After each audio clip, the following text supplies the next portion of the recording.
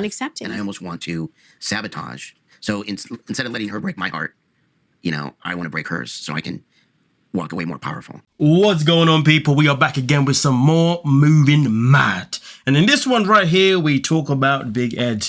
And can you believe it? Big Ed has actually taken some form of accountability.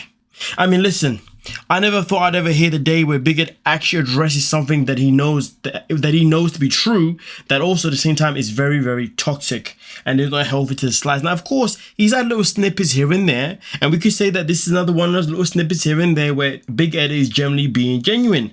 But the fact that we are in this show called, you know, The Last Resort, and the whole idea is therapy. It is interesting because so far we've seen him do no therapy at all, but then boom, all of a sudden he's finally in that position with Jenny's lookalike. I mean, listen, to admit to yourself that you know that you self-sabotage, to admit to yourself that you know you avoid being heartbroken, so you damage others first rather than them doing it to you, that's a big thing. But the saddest thing about it is that you continue to do it. And the fact that he continues to do it is why Ed will never, ever, ever grow up. And I don't mean physically. That ship has already sailed. But at the end of the day, though, this is what the therapist had to say. I know that sounds sad, but you wouldn't be more powerful. No. You would be more sad. I know. Exactly that. What you do does not help you to the slice. What you do, if anything, inflicts more harm onto yourself than you think. You know, Ed must think that self-sabotaging and potentially harming other people saves him from being hurt. It saves him from heartbreak. But in reality, all it does is continue his life of loneliness. All it does is continues to neglect other people that do care about him, that do love him. And at the end of the day, there's no point in living a life if you're going to keep pushing every single person away that actually wants to look after you, that actually has a genuine heart towards you. Fair enough, you have your trauma, but guess what, bud? Everybody has their trauma, but sometimes in life, everybody gets to a point where they have to let someone in.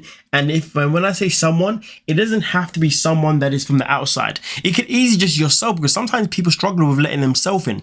Taking accountability, in my opinion, is letting yourself in. Ed does not allow himself, he does not allow to let himself in. And at the end of the day, the more he does that, the more he's going to continue being this way. But Liz staying with him doesn't help the situation because she allows him to continue enabling his behavior, which is an interesting fact. The fact that Liz is still around should have been a big sign by now to show Ed that, hey, guess what? People can love you, and hey, guess what? You don't need to self-sabotage anymore because somebody's here generally to stay. But at the same time, I can say the same thing for when he was with his wife, you know what I mean? And also his daughter, you know? I'm pretty sure she stuck around, but in the end, he ended up still fumbling the bag because Ed has this thing in his head that he must ruin things before they ruin him, when in reality, sometimes no one is actually out here to ruin you. Sometimes in life, people are actually out here to actually love you and to be with you. Look at it this way. Your wife, ex-wife, she even decided to have a whole family with you, bro, but you ruined that. So the reality is this, though. Will Ed ever be able to grow up mentally? If you ask me, probably not, but we'll see. Well, maybe we'll, maybe we won't. But of course, as always, please do let me know what you're thinking down below in the comment section. And also don't forget to like, subscribe, and of course, peace.